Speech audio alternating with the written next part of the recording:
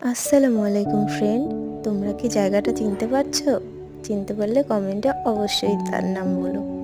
এখানে দেখো একটা পানকৌড়ি কত দারুণ করে খেলা করছিল।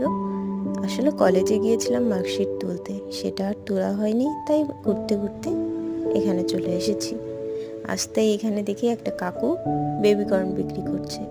দেখে আমার আর আমার বান্ধবীর তো লোভ আর সারছে না, তাই একটা দাম জিজ্ঞাসা করতে বললো 20 টাকা করে। দুইজনে একটাই কিনে নিয়েছিলাম। এখানে কাকু লবণ আর লেবু ঘষে আমাদের দিচ্ছিল। এখানে দেখো কত সুন্দর করে সেই বেবিকর্নটার ঘষাতেই আমাদের প্যাক করে দিচ্ছিল। সুন্দর তাই না? আমি নিয়ে নিলাম আর আমার বান্ধবী ওখানে পে করে দিচ্ছিল। সুন্দর করে পুড়ে দিয়েছে। আর দুইজনে খেতে খেতে এগিয়ে চললাম। চারিদিকে বেশ কুয়াশা পড়েছিল। দুজনেই খাওয়া শেষ করে তাড়াতাড়ি করে আবার হোস্টেলে চলে এসেছিলাম। আর আজকের জন্য বাই বাই।